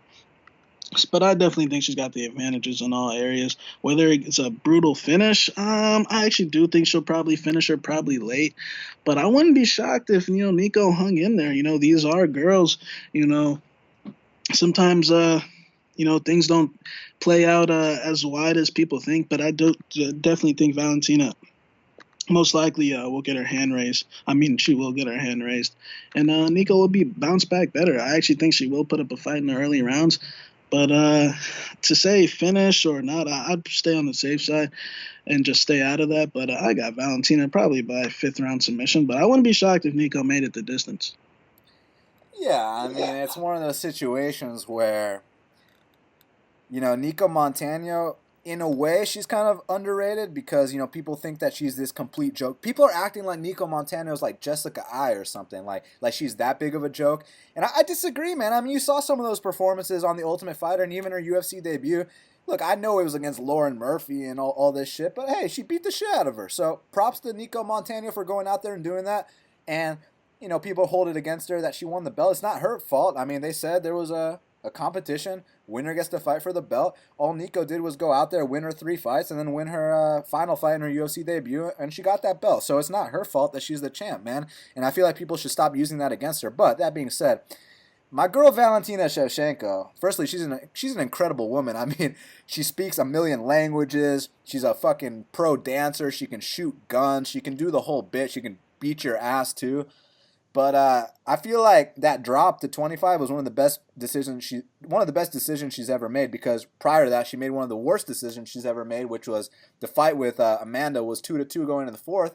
You're winning the entire 5th round, 1 minute left. You decide to go for a head and arm throw, then you end up on your back and you lose the title bout. So she went from making the worst decision she's ever made to making the best decision she's ever made, which was to drop to 25. So now what I got to know, man, is I mean, does she do what my boy Ken Flo does? Does she choke in those title fights, or was she just fighting someone better in Amanda Nunes? But I just feel like 25 was the right decision because you saw her last fight against Priscilla, and dude, we were talking about how Valentina just has her little bag of tricks, the right hook, the spin, the outside leg kick, those are her go-tos, but against Priscilla, she was throwing straight punches. Her hand speed was on a different level. The takedown, she had inside trips. Obviously, she finished the fight via submission, so I saw more facets to her game. Now against Niko Montano, I feel like Niko's best weapon is that left kick to the body, and she might land a couple hard ones against Valentina, but Valentina will have an answer for that. Valentina will be able to counter off those body kicks of Niko Montano. And I think those shots that she's going to land are going to pop the head back of Montano and are actually going to make her more hesitant to come in and keep throwing that body kick. And from there, it's going to be she's going to get picked apart for the remainder of the fight. So I'm going to go with Valentina via a very wide decision. But it won't surprise me for a finish either, but I won't bank on it. I'll say a very wide decision. Main event of the evening. We got the champ, Tyron, the Chosen One, Woodley. He's actually a plus 100 dog, Shaq. And Darren, the Gorilla Till, is a minus 120 favorite. So, man, I got to know who you got here, man. You got the 36-year-old Tyron Woodley, or do you got the 25-year-old Darren Till? Yeah, Tyrone, I mean, guy's a great champion, like I said earlier, defended his belt 3 times, beaten legends like Robbie, Carlos, Koscheck, Wonder Boy, Thompson once, Damian Maia. So, the guy's definitely beating a who's who. But, I think Darren Till, also, he's also being Wonder Boy. He definitely doesn't have the names necessarily as T would, but, they come up in completely different eras, man. T Wood's been out for a while doing TMZ and, promoting himself. I definitely think he's making the right attempts to promote himself. But as far as they match up, we know what T Wood has. He has that nuclear right hand. He's got those hard kicks. And he's a D1 wrestler. He's got amazing takedown defense. The thing with T Wood is, man, it's really interesting to see him, win a lot of these fights because, he likes to back up into that fence a lot. I think his cardio's in major question. After he offensively wrestles, he generally has to take the round off just to get his cardio back. His last fight, I thought his last fight, it was one of the most boring fights in UFC history, but he won every round. But it's, I definitely see the openings for the southpaws. Damian definitely landed some left hands in there. And, his cardio's in question, man. And, he's just been doing enough to get by these fights. As where Till, on the other hand, he brings a different dynamic to the cage, man. I feel like Till's an expert at range. I think Till, where Tyron likes to be safe in his fight, his comfort zone is on that fence. Till's the best striker on the fence in the UFC. We've seen it time in and time out. Watch the Bojan Velichkovic fight, the Donald Cerrone fight, and the Wonder Boy fight, his last fight. I know a lot of people say he got gifted a decision, but if you rewatch it, he kind of beat Wonder Boy at his own game. He tipped Wonder Boy. Wonder Boy's the elite tipping runner, and he beat Wonder Boy at his own game. So I think I actually see this fight kind of playing out quickly, man. I feel like Tyron's going to be real panicky. I feel like after big actions, Tyron doesn't have the cardio to go 5 rounds. I feel like these guys let him off the hook. I feel like, the Robbie fight was a great fight, and he knocked Robbie out in the first round. I was there live. He put the whole crowd silent. It was insane. But, no offense to Robbie, but Robbie's damage meter was coming up, man. I feel like T would beat a bunch of guys on the way out. Robbie was coming off wars with Condit, 2 wars with Rory, the Hendricks wars. That guy's face was drooping off in several fights. Tyron was coming off a big layoff. He was, able to be a perfect timing, and he knocked Robbie out. And then, he fought Wonder Boy Thompson. Wonder Boy just didn't do enough. Wonder Boy has a habit of doing that. Wonder Boy, he doesn't have the power, the ferocity, that physical guerrilla presence like a Till. So I think Till's gonna probably eat a shot in there somewhere. But like I said, if people are saying T Wood's gonna wrestle, 5 rounds consistently, I don't think the guy's got the cardio to do that, man. And I've seen it time in and time out. I think he might get one takedown, but after that takedown, I don't think he's gonna get another one. I think he's gonna be huffing and puffing and backing up. And I think the guy's getting chinnier and chinnier. I feel like Till knows how to play that slip and rip game. A game similar to Israel or an O'Malley, for example, or McGregor, for example. And those guys are taking over the sport. So I think Till's going to put pressure on Woodley. I feel like Woodley will try to wrestle, but I don't think it's going to be successful. I think after that attempt, he's going to back into the fence, and his backing up into the fence is going to be a big no-no in this fight. I think he's going to get knocked out against that fence. I think Till's going to throw that jab, 1-2, the best 1-2 in the game, in my opinion, and I think he's going to floor Woodley. I think Woodley's a great champion, but I just think it's perfect timing for Till. He's young and confident. T Wood was expecting to fight Colby Covington here. Now he got a big, completely different switch. He's saying shit like my toughest opponents are behind me, and we're gonna see. So I got Darren Till by first round knockout, to be honest. So we'll see what happens. Tyron Woodley's one of these guys where if he was a video game character, you'd set him at 100% on all the stats. I mean, he's got the insane athleticism, insane power, crazy speed. He's built like a fucking brick shit house.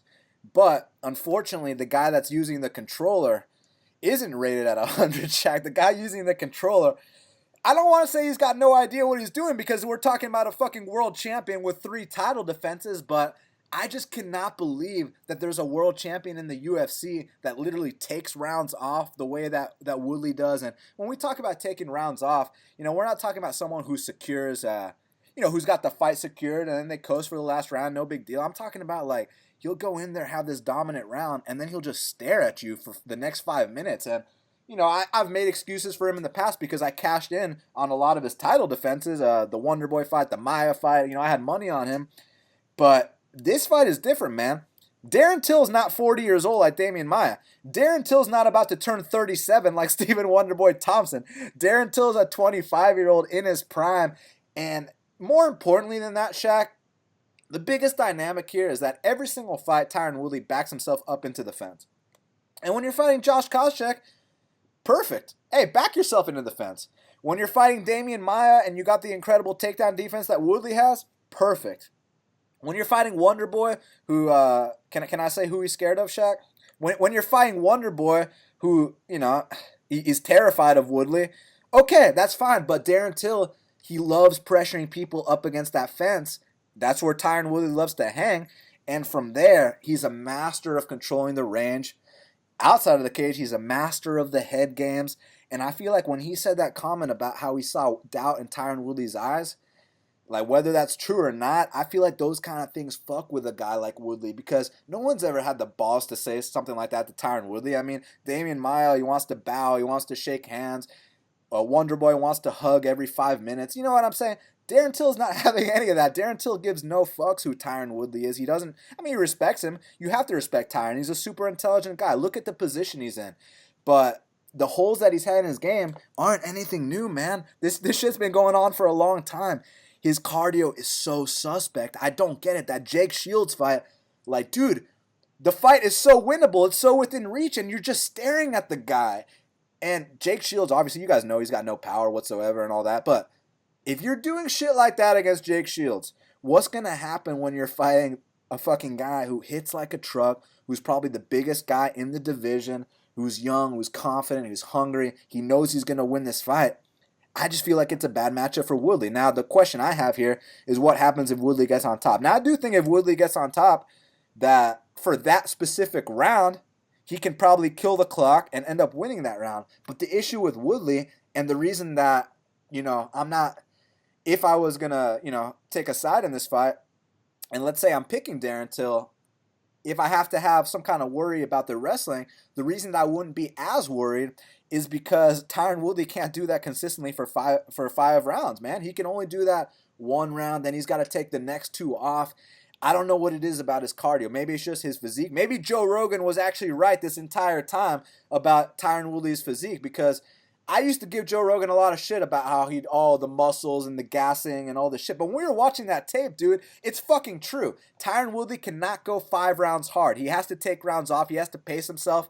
And in these fights against these 37-year-olds and these 40-year-olds, I think it's perfect. But against a 25-year-old, I don't think it's going to work anymore. I'm going to go with Darren Till for the knockout and new welterweight champion of the world. And I think Darren Till versus Colby is going to be an unbelievable fight.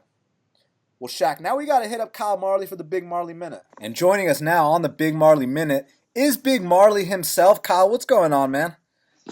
Dude, not much. Big weekend ahead of us. Football's finally back. We got fights as well. This is what I live for.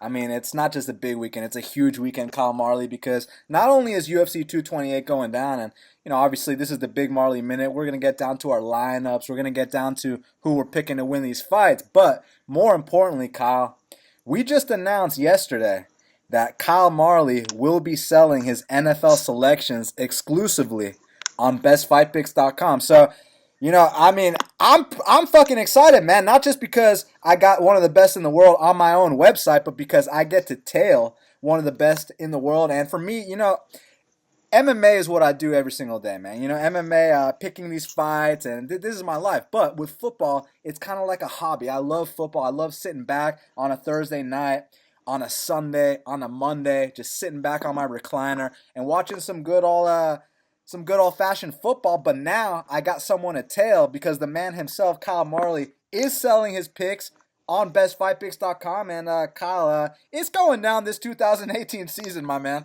Yeah, man, I can't wait. I'm looking forward to it. Looking forward to making you some money as well as everybody else who is tailing. We already got our first bet live for tomorrow's game. I cannot wait for it. I'm going to have another probably 3 to 5 coming out this weekend. But that's what I like to do. I like to have about 3 to 5 bets every week. And I'm looking to have a big year. So hope you guys all tail, win some money along with me, and let's get it.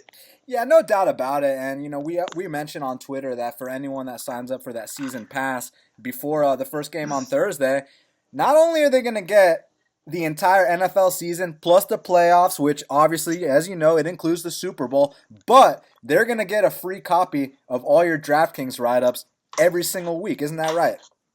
That's right. You get my DraftKings write-up, which is like 15,000 words every week on each fight, for free all the way through 2018 if you get the season long. So not only are you getting a deal with the season long, but we're going to throw that in there as well, help you out in both sports. So there's no better time to sign up. Just get in before this first game.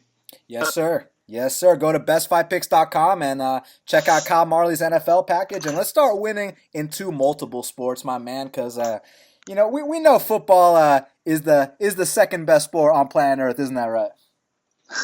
That's right. That's right. Well, man, without further ado, we got to talk about this main event between Darren Till and Tyron, the chosen one, Woodley, because, look, man, all the guys that Tyron Woodley's been fighting lately, I got a lot of respect for them. They all earned their way to that title shot, but a common theme remains. They've all been, above 33 years old. They're all, I don't want to say a guy like Wonderboy Thompson, who's ranked number 2 in the world, is on his way out. But as you know, his next birthday, he's going to turn 36 years old. Darren Till's next birthday, he's going to turn 26 years old. So I got to ask you, do you think the maturity of Tyron Woodley is going to be a big factor here, or do you think youth will prevail?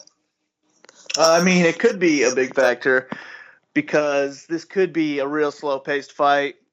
And if that's the case, then I think Woodley would be the one that's going to be favored because he can mix in wrestling. And if he can get 2 to 3 rounds in the books with wrestling and just lay on Till for a while, then he's going to win a decision in a slow-paced fight with his maturity and whatnot. But I think Till is going to want to come in firing. He's not going to want to have a slow performance like his last fight.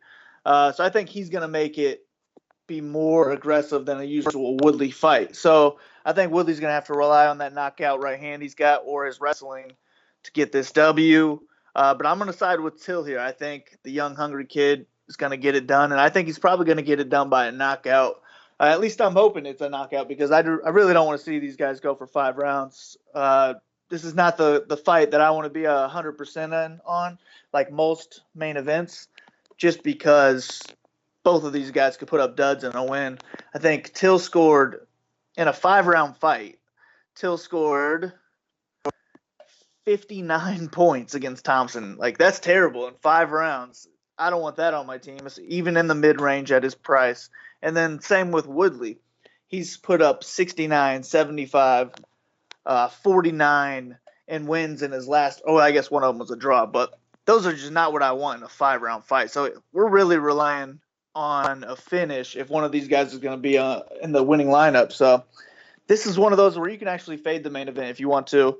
You can go in 50-50, do 3 lineups with Till, 3 lineups with Woodley if you wanted. But I think I'm just going to have a couple Till lineups myself, and I'm not going to go too heavy on this fight. The thing that's most embarrassing about those numbers that you just mentioned is that all those fights had knockdowns in them, Kyle. Yeah, and they're not fun to watch either. So not only is it not fun to watch, but you get a shitty score on your DraftKings lineup and it takes your money away as well. I'm not looking forward to it. I want to knock out either way.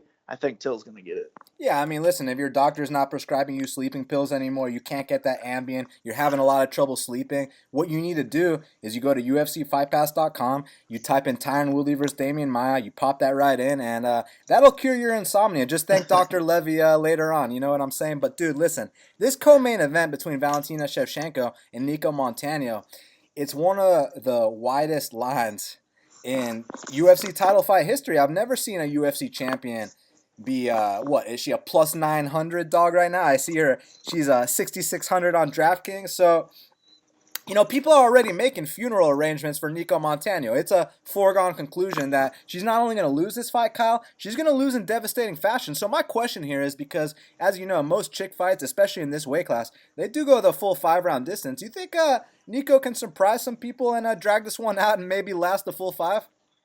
I think it's going to be tough.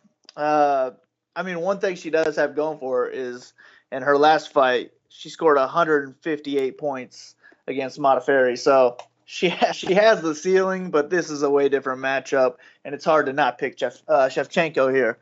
The only problem is you have to pay 9,600 for Shevchenko. You're going to need her to outscore everybody on the card. I think she's probably my most confident pick to get a win, but to outscore everybody else on the card, I'm not so sure about. I think I would rather stack this fight than the other title fight in cash games. But Shevchenko has to be the pick here. I want her in some lineups for sure, just in case she can get an early finish or something dominant like her last fight. But I don't really see what you're going to do with Montano. I mean, if she gets a win, not many people are going to be on her. A lot of people are going to be dead with their Shevchenko lineups. So for that reason, if you want to take some shots at Montana, I think it's all right. But this is a tough matchup. Should be a gimme win for Shevchenko. Another interesting one is Zabit Magomedsharipov versus Brandon Davis. Brandon Davis, he's actually a pretty slick striker. It's just when it comes to the wrestling defense, it's not on the same level of his striking, obviously. And the reason I bring up this matchup, look, you got the 9,400 price tag next to Zabit. You got the 9,600 price tag next to Valentina Shevchenko.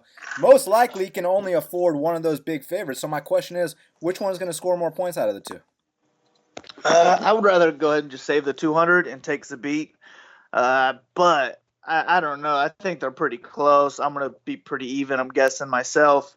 But I think Zabit has a better chance of getting knocked out. I don't see Shevchenko getting knocked out or finished early. I mean, I don't really see it with Zabit either, to be honest. But there is that chance. So I think Shevchenko would be the safer pick.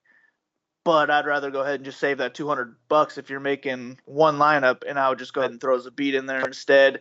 That way you can maybe move up 200 to somebody you like elsewhere. So Jessica Andrade is taking on Karolina Kowalkiewicz, and Jessica Andrade is a huge favorite here, and a lot of people often forget that Karolina Kowalkiewicz is actually the last person to defeat the current champion, Rose Namajunas, and it was in Atlanta, Georgia. She was a plus 215 underdog, which we cashed on. So now I got to ask you, man, you think Karolina can pull off another huge upset in her career here? I'm not. Everything I've listened to, people are just writing KK off. This is going to be a slaughter match, really, and I'm not on their level with the thoughts on Andrade. I do think Andrade should be favored. Decently heavy too, but they're acting like this fight's already over, and I don't see it that way. I think she's going to get caught a lot coming in with all those straight punches from KK, a lot of combos to the face, and she's not going to like that. But she's definitely more likely to get a finish, and if she gets the fight to the ground, then it's probably her world. I don't think KK is going to be able to do a lot. I just think this is going to be a real fun stand-up striking match. I will favor Andrade, and she's been killing it in DraftKings lately as well. She has, in her last fight, she had 155 in 3 rounds. The one before that, she had 136. So she's on fire in DraftKings, and I think she will be popular.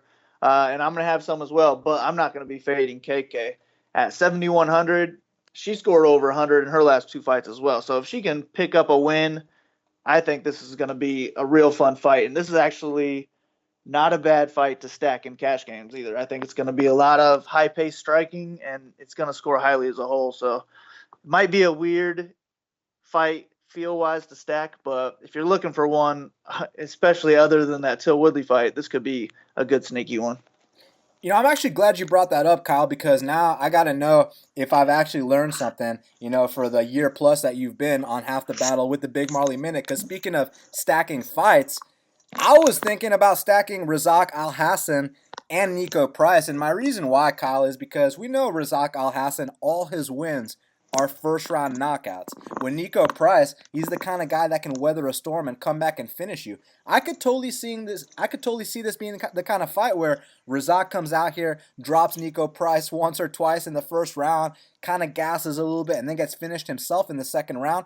Or if Razak actually does come out here and finish him in the first, you're still going to get 100 points. So, in your opinion, am I learning something? You think I should be stacking these two?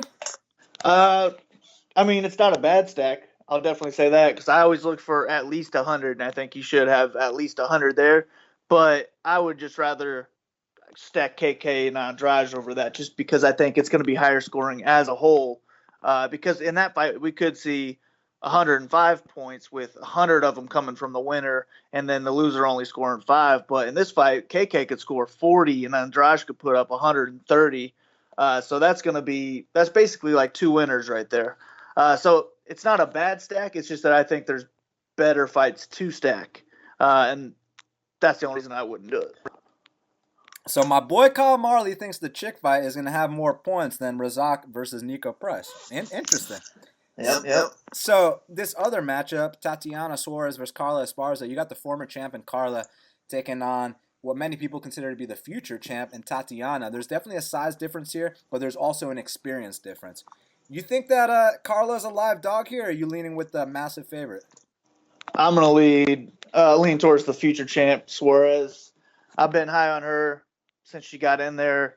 It's just not too many women have that dominant of wrestling, and Esparza's best game is wrestling, and I don't see her hanging here. So I think this is a dominant win for Suarez. I am interested to see if she is going to go test her wrestling for wrestling, or if she's going to try and have a stand-up fight and maybe impress us there. I am hoping she goes for the takedowns because I do like her scoring over 100 points every fight. But yeah, she's one of my favorite picks every time she's on the card. No different here. So, man, Aljamain Sterling is taking on Cody Stamann. They got it basically a pick 'em, man. It's going to be a really good fight on paper. The question is, you think someone's got a definitive edge here? No, I don't. I think this is one of the fights I'm looking forward to the most. I think it's real close, and I can't wait to see how it plays out. I'm hoping we see some ground transactions because that could be real fun. But I just don't think Sterling has a really good shot of paying off his $8,500 in a win. I don't really see him having a dominant win in this fight. And if he can't get it to the ground, I don't even see him winning the fight because I think Stamann's got the better stand-up. So I would rather go ahead and save the money. I'd take Stamann at $7,700 because if he does win, I think he has a way better shot of paying that off. And it's pretty even fight, so he very well could win. Save some money there. That way we could pay up for those other guys. Jimmie Rivera is making his comeback. He's taking on John Dodson. These two don't like each other. These two are highly ranked in their division. Man, both super fast for the weight class, both explosive guys. Who do you think takes that next step towards the title shot? I'm going to pick Rivera here, but, it's a little bit nervous about that with him coming off the knockout not too long ago either, and Dodson's got some heavy hands for a little guy as well. But I'm more just interested in Rivera because I am not interested in Dodson. In his last 2 wins, he scored 68 and then 54. And then he had a loss against Marias with 42, a loss against Lineker with 54. So neither of those would have scored high if he did get the judge's nod. So I just don't like his new style that he's going out there with. He's more point fighting, and that's not what I want in DraftKings. So I'd rather go ahead and just get Rivera. I think he's got heavy hands. Maybe he could get a knockout himself. He could go for the takedowns, but this could be a fight to fade as well. I just think it's going to be a decision. I'll pick Rivera to win, but I'm probably going to fade Dodson. So Diego Sanchez is taking on this kid, Craig White, and I mean, my question here is, does Diego have enough left in the tank to get this win? Because this is definitely the worst opponent he's fought in his entire career. Yeah, man, I don't know. Does he have enough to get the win? That's the question. This is just a fight that it's hard to pick either side. I guess you could just save the money and go ahead and get Sanchez because there are a lot of those big favorites we want on this card. So that definitely makes Sanchez my preferred play of the two. But, man, it's almost like you almost need this fight in there because Sanchez is so cheap. If he gets the win, he's probably going to pay it off. But his chin has been looking so bad that if Craig gets the win, it's probably going to be by knockout. So he could pay off his value as well. So I don't know, man. I'm not loving this fight. I'm going to have a little bit of both guys, but I won't be too heavy on either. And I'm really just not looking forward to this fight very much at all. And last but not least, Geoff Neal's taking on Frank Camacho. I have a feeling these two are going to stand and bang till one man falls or a 3-round war. So I definitely want to have the winner on my lineup. Which way are you going? Yeah, man, this is going to be awesome. I mean, Camacho, I'm pretty sure his last two fights, he won a GPP with a stack. So him and Brown, someone had both of them in their lineups. They ended up winning whatever it was, $15,000 with a stack in their lineup, which is crazy. And then Camacho comes back, fights Dober, same thing happens. Somebody wins a GPP with a stack. That's crazy. I've never seen that, especially back-to-back. I think maybe JJ's done it before twice, but, man, that's pretty crazy, especially for someone who's only fighting in 3 rounds. So this is definitely one of those fights you want to target in DraftKings. Either way, really, because the winner should score highly. And, hell, I'm going to have to stack it just in case a stack wins a GPP. Yes, sir. Well, Kyle, that's why you are the DraftKings guy for Half the Battle. And you're not just the DraftKings guy for Half the Battle because now you are the NFL guy for Best Fight Picks for Max Bet Season. And it's not just going down this Saturday. It's going down Thursday. It's going down Sunday. It's going down Monday. Man, we got 4 days of games ahead. 3 days of NFL games, 1 day of UFC. And let's get this fucking money, man. Let's do it. Let's bank all year long. Yeah, my NFL picks are posted at Best Fight Picks. Go there, check them out. Follow me on Twitter for my DraftKings write-up. Unless you want to get that season long before Thursday, then it cheers for free for the rest of the year. So let's get it. Yes, sir. BestFightPicks.com, MaxBetSeason.com. Get Kyle's NFL plays today. And Kyle, we'll speak soon, my man. All right, good luck. Take care. And that's why Kyle Marley is the DraftKings guy for Half the Battle. And Shaq, he's not just the DraftKings guy anymore. Now he's the official football handicapper for Best Fight Picks for Max Bet Season. So, first game of the season going out Thursday. Next game on Sunday. After that on Monday. Sign up to Kyle Marley's NFL package today at BestFightPicks.com. Well, Shaq, now we got to talk about the fight to watch and the fighter to watch. So, what is the fight to watch for UFC 228? Yeah, my fight to watch is going to be that Niko Price versus Razak Alhassan fight. I mean, both those guys bring it. Like we said, anytime those two guys fight, something crazy ends up happening for the most part. So, that's my fight to watch. We got a big African scary guy that's looking to take your head off. And we got Niko the Scarecrow Price. The guy is a master of war. He likes to drag guys into hell and, knock them out. So that's my fight to watch. Yeah, I mean, obviously, anytime you got Razak and Niko Price, that's going to be one of the fights to watch. But for me, I got one that's kind of flying a little bit under the radar. I'm going to go with Jimmie Rivera versus John Dodson. People might not realize this. It is a grudge match, and both these guys have a lot on the line for this fight. This is a crossroads fight in the bantamweight division because the winner of this fight is going to put themselves right back in title contention, and the loser is going to literally fall to the end of the line. And it's going to be a long climb to get back in this position. So I'm very intrigued by this matchup, and I still think the winner could have a bright future at 135 pounds. So for that reason, Jimmie Rivera versus John Dodson is my fight to watch. Now, Shaq, who is your fighter to watch for UFC 228? My fighter to watch is going to be Alex the Spartan White. He's also flying under the radar. I mean, he's got the opportunity to go beat a guy that, was top 5 probably when he started training. So, it's funny how, MMA paths can cross like this. He probably would have never thought he would even fight a guy like Jim Miller. So, Alex White's going to be my fighter to watch. I think he's going to get the biggest win of his career. And for me, the fighter to watch is Cody the Spartan Stamann. You know, it's funny. Shaq's been telling me about this kid since he was on the regional scene. He said he's someone you got to look out for. And not that I wasn't impressed with his first couple of UFC fights, because I actually was very impressed. But I feel like he turned a corner in that Brian Caraway fight, and I feel like he showed some things. You know, I had questions about how's he going to deal with a grappler like Caraway? How's he going to deal with a guy that gets down and dirty? And when I saw that initial takedown defense, I was like, oh, so he's for real. He's not just a top 15 guy. He's a potential top 10, maybe top 5 guy. So going in here against a guy like Sterling, you know, we like to have fun on the show. We like to joke around. We like to call him the fraud master. But at the end of the day, Aljamain Sterling is a top 10 guy. He's a guy that I respect a lot. And more importantly than that, Shaq, not too many guys look good fighting against a guy like Aljamain Sterling. Even my boy Rafael Assunção had to go to a split decision. The only guy that's looked good against Aljamain Sterling is Marlon Moraes. So if Cody Stamann can come out here and make a statement, that's going to show that this is the new guy to look out for in the UFC bantamweight division. So it's a massive fight, and for all those reasons, Cody Stamann is my fighter to watch at UFC 228. Well, Shaq, it's going down this Saturday, UFC 228, Darren Till versus Tyron Woodley. Unbelievable card, and I'm proud to say that as of right now, it might get to 4, but as of right now, we got 3 plays for this card, my man. Yeah, man, 3 plays, probably gonna be 4, and I mean, I can't wait for this card, man. Like, these type of cards are where we generally shine. So UFC 228 is gonna be a big day, and we're gonna get the job done. Yeah, I'm super excited, man. I'm feeling motivated. I'm feeling pumped. Just a great card in general. So go to bestfightpicks.com, get those 3 plays right now, and we're probably adding a 4th one here in the next day or so. And also, now you guys know, you've been hearing about it all show, the NFL package is available at bestfightpicks.com. Get that Kyle Marley season pass so you get all his DK write-ups for free. Obviously, the NFL bets, no doubt about it. That's what you're paying for. But in addition, you know, we always want to sweeten the pot, so you'll get all his DK write-ups, his DraftKings write-ups for free.